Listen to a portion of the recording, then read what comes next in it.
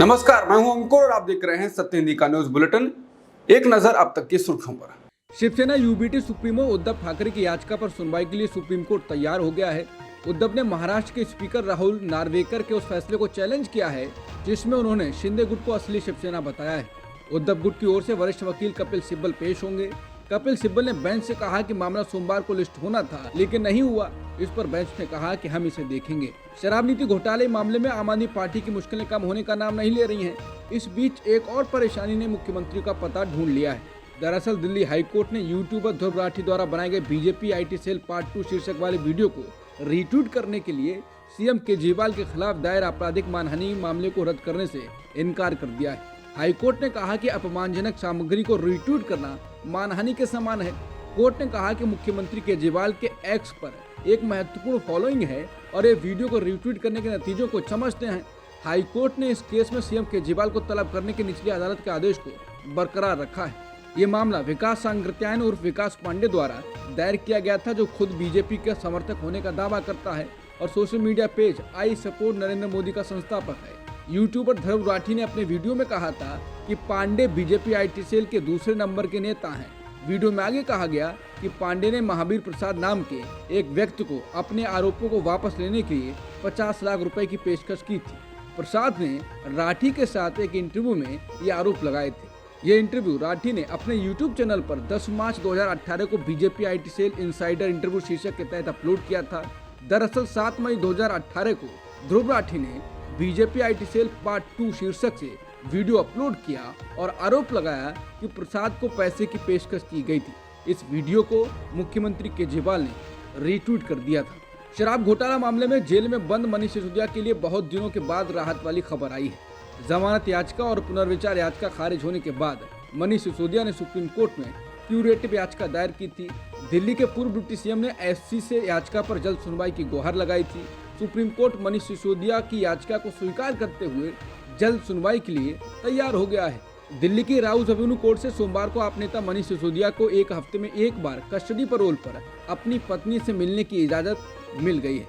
इस मौके पर डॉक्टर के दौरे की व्यवस्था की गई है और इस व्यवस्था को अगले आदेश तक जारी रखने को कहा गया है। सिसोदिया की जमानत याचिका पर सुनवाई आगामी 12 फरवरी को होगी। समान नागरिक संहिता यानी यूसीसी के अंतिम ड्राफ्ट को उत्तराखंड सरकार के मंत्रिमंडल ने मंजूरी दे दी। इसके साथ ही इस बिल को विधानसभा में पेश करने का रास्ता साफ हो गया है। सोमवार से राज्य में विधानसभा का 4 दिन का विशेष सत्र शुरू हो रहा है। माना जा रहा है कि धामी सरकार इस बिल को पेश करेगी। उत्तराखंड की विधानसभा में समान नागरिक संहिता विधेयक पेश होने से ठीक पहले इसका विरोध शुरू हो गया है। देहरादून में उत्तराखंड सरकार के पूर्व राज्य मंत्री याकूब सिद्दीकी के नेतृत्व में प्रदर्शनकारियों ने विधानसभा की तरफ कूच किया। प्रदर्शनकारी यूसीसी को वापस लेने की मांग कर रहे हैं। मंगलवार को यह विधेयक विधानसभा के पटल पर रखा जाएगा। विधानसभा में संख्या बल को देखते हुए इस विधेयक का पास होना तय माना जा रहा है। झारखंड के पूर्व मुख्यमंत्री हेमंत सोरेन ने ईडी के अफसरों के खिलाफ SC/ST एक्ट में FIR दर्ज कराई थी। अब इस मामले में ईडी ने हाईकोर्ट का दरवाजा खटखटाया है। ईडी ने सोरेन के केस दर्ज कराने के फैसले को चुनौती दी है। बताया गया है कि एजेंसी ने इस मामले में झारखंड हाईकोर्ट में 3 फरवरी को याचिका दायर की थी। गौरतलब है कि हाल ही में ईडी की टीमों ने हेमंत सोरेन के दिल्ली स्थित आवास पर छापेमारी की थी। इसी के बाद सोरेन ने रांची पुलिस से ईडी अधिकारियों के खिलाफ शिकायत की और FIR दर्ज कराई गई। झारखंड विधानसभा में मुख्यमंत्री चंपाई सोरेन ने सोमवार को अपना बहुमत साबित कर दिया। झारखंड मुक्ति मोर्चा सरकार के सीएम को 47 वोट मिले और विपक्ष में 29 वोट पड़े।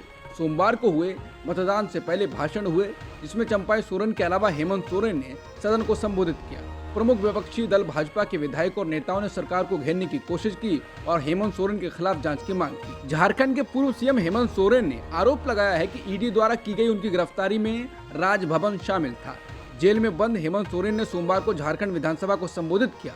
रांची की विशेष अदालत ने उन्हें विधानसभा में शामिल होने का आदेश दिया था। उन्होंने अपनी गिरफ्तारी को भारत के लोकतंत्र में काला अध्याय बताया। पूर्व मुख्यमंत्री ने कहा कि 31 जनवरी की रात काली रात देश के लोकतंत्र में नई तरीके से जुड़ी। 31 जनवरी की रात को देश में पहली बार किसी मुख्यमंत्री का या पूर्व मुख्यमंत्री का या किसी भी व्यक्ति के साथ राजभवन के अंदर गिरफ्तारी हुई है। ऐसी घटना मेरे संज्ञान में नहीं हुई है। मुझे लगता है इस घटना को अंजाम देने में राजभवन भी शामिल रहा है। पूर्व सीएम हेमंत सोरेन ने कहा कि आज मुझे 8.5 एकड़ जमीन घोटाले के आरोप में गिरफ्तार किया गया है। अगर उनमें हिम्मत है तो वो मेरे नाम पर दर्ज उक्त जमीन के दस्तावेज दिखा दें। अगर ये साबित हो गया तो मैं राजनीति छोड़ दूंगा। उन्होंने कहा कि 2022 से ही साजिश रची जा रही थी, जिसे 31 जनवरी को अंजाम दिया गया। पूर्व सीएम हेमंत सोरेन ने कहा कि मैं आंसू नहीं बहाऊंगा, वक्त के लिए बचा कर रखूंगा। आप लोगों के लिए आंसू का कोई मतलब नहीं है। पूर्व मुख्यमंत्री हेमंत सोरेन ने एक टीवी एंकर के कार्यक्रम को लेकर कहा कि उनका कोई करीबी ये कहने से भी नहीं हिचकिचाता कि हमें जंगल में रहना चाहिए। हम जंगल छोड़कर उनके पास आकर बैठ गए और उनके कपड़े मैले हो गए। वो हमें अछूत के रूप में देखते हैं। अगर उन पर छोड़ दिया जाए तो हम जंगल में वापस चले जाएंगे। उन्होंने कहा उन्हें समस्या है कि मैं हवाई जहाज में यात्रा करता हूँ। उन्हें समस्या है कि मैं 5 सितारा होटल में रुकता हूँ, BMW में यात्रा करता हूँ। बता दें, ये टिप्पणियां मीडिया के एक वर्ग द्वारा की गई टिप्पणियों पर एक स्पष्ट प्रतिक्रिया थी। उन टिप्पणियों में कहा गया था कि हेमंत सोरेन का जेल में रहना उन्हें 20 साल पहले एक आदिवासी के रूप में जंगल में रहने की याद दिला देगा। सुप्रीम कोर्ट ने चंडीगढ़ मेयर चुनाव मामले में गहरी नाराजगी जताई है। इसके साथ ही कहा है कि लोकतंत्र की हत्या करने जैसा है। चुनाव सही तरीके से कराया जाना सबसे अहम है। अभिषेक मनु सिंघवी ने कोर्ट में कहा कि नियुक्त रिटर्निंग ऑफिसर बीजेपी के हैं, वो पार्टी में एक्टिव भी हैं और उन्हें ये पद दिया गया। कोर्ट ने आम आदमी पार्टी की ओर से पेश हुए वकील अभिषेक मनु सिंघवी से वीडियो फुटेज का पेन ड्राइव मांगा। सुप्रीम कोर्ट ने चंडीगढ़ मेयर चुनाव मामले में गहरी नाराजगी जताते हुए रिटर्निंग ऑफिसर को फटकार लगाई। सुप्रीम कोर्ट ने कहा यह स्पष्ट है कि रिटर्निंग ऑफिसर ने मतपत्रों पर निशान लगाकर उसका रंग रूप बिगाड़ दिया। सुप्रीम कोर्ट ने कहा कि क्या वो इसी तरह से चुनाव कराते हैं? ये लोकतंत्र का मजाक है, ये लोकतंत्र की हत्या है। हम हैरान हैं। इस आदमी पर मुकदमा चलाया जाना चाहिए। क्या ये रिटर्निंग ऑफिसर का व्यवहार है? सुप्रीम कोर्ट में चंडीगढ़ मेयर चुनाव के मामले पर सीजीआई ने कहा कि कोर्ट पीठासीन अधिकारी के व्यवहार को देखकर आश्चर्यचकित है। वीडियो देखने के बाद सीजीआई ने कहा वो कैमरे की तरफ क्यों देख रहे हैं और भगोड़े की तरह क्यों भाग रहे हैं। सीजीआई डीवाई चंद्रचूड़, जस्टिस जेबी पार्थिवाला और जस्टिस मनोज मिश्रा की बेंच आप पार्षद कुलदीप कुमार द्वारा दायर याचिका पर सुनवाई कर रही थी, जिसमें पंजाब और हरियाणा हाईकोर्ट द्वारा तत्काल चुनाव पर रोक लगाने से इनकार करने को चुनौती दी गई थी। कुमार की याचिका पर नोटिस जारी करते हुए कोर्ट ने निर्देश दिए कि 7 फरवरी को होने वाला चंडीगढ़ नगर निगम की आगामी बैठक स्थगित कर दी जाए।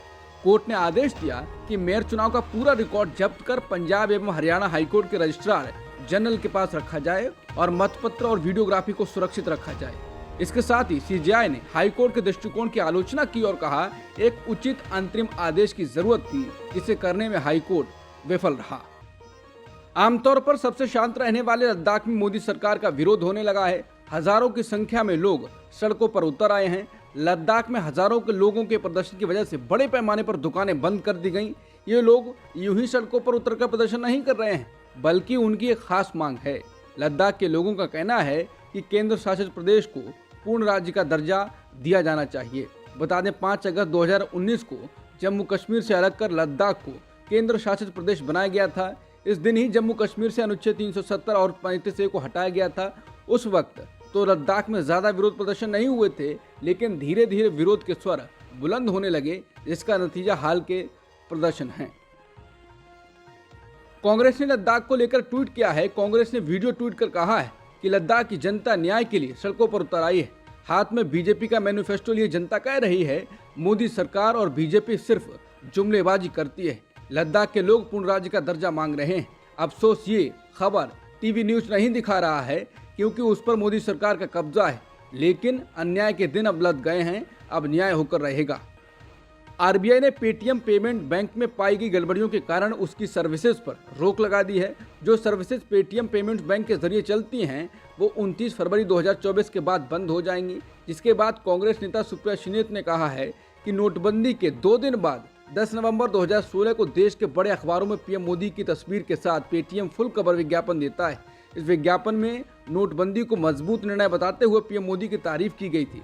यही पेटीएम पीएम मोदी पर बनी फिल्म की टिकट पर 200 रुपए तक का कैशबैक दे रहा था। इसका प्रचार मोदी जी चुनावी रैली में भी कर रहे थे। पीएम मोदी के साथ सेल्फी लेने वाले शख्स का नाम विजय शेखर शर्मा है, जो पेटीएम के फाउंडर हैं। जिस नोटबंदी ने अर्थव्यवस्था को तबाह कर दिया, उस नोटबंदी को पेटीएम ने हमेशा जश्न की तरह मनाया और अपना आईपीओ भी 8 नवंबर 2021 को ही लॉन्च किया।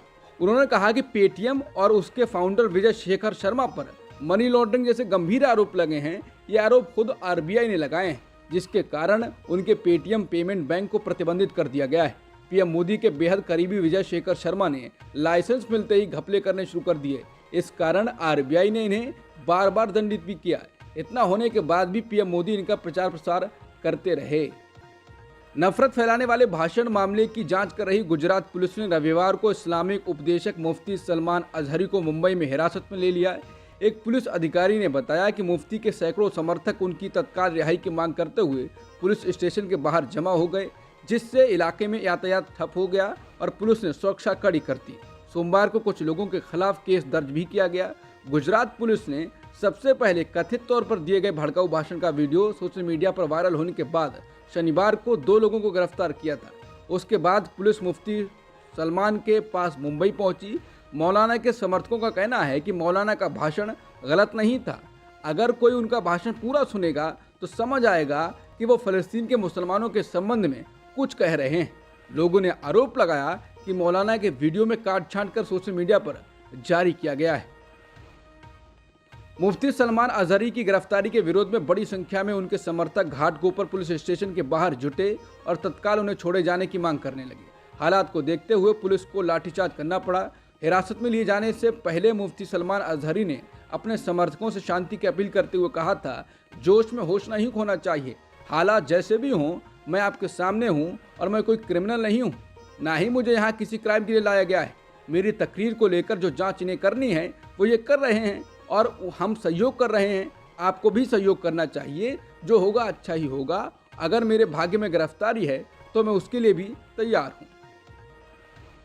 वाराणसी शहर के शीर्ष मुस्लिम मौलवी ने आरोप लगाया है कि ज्ञानवापी मस्जिद के तहखाने में कोई मूर्तियां नहीं थीं, जब 31 जनवरी को जिला अदालत ने हिंदुओं को वहां पूजा करने की अनुमति दी थी।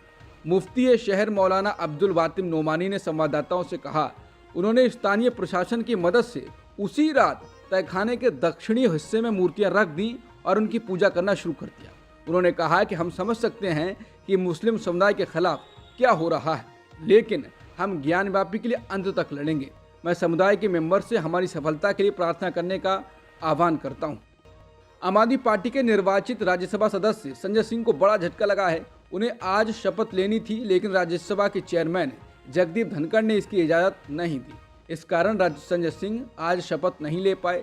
चेयरमैन जगदीप धनखड़ ने कहा कि मामला फिलहाल विशेषाधिकार समिति के पास है, इसलिए अभी शपथ नहीं ले सकते। भारत ने विशाखापट्टनम में खेले गए दूसरे टेस्ट मैच में इंग्लैंड को 106 रनों से हरा दिया है। इंग्लैंड के आगे जीत के लिए 399 रनों का लक्ष्य था और उसकी पूरी टीम 292 रनों पर ऑल आउट हो गई। दूसरी पारी में भारत की ओर से जसप्रीत बुमराह और आर अश्विन ने 3-3 विकेट चटकाए, जबकि मुकेश कुमार, कुलदीप यादव और अक्षर पटेल ने 1-1 विकेट लिया। पहली पारी में भारत ने 396 रन बनाए थे, जबकि इंग्लैंड 253 रन ही बना सकी थी। 5 टेस्ट मैचों की सीरीज में भारत और इंग्लैंड 1-1 मैच जीत चुके हैं। अब तक की सुर्खियों में इतना ही। बाकी खबरों के लिए बने रहिए सत्यहिंदी.com के साथ।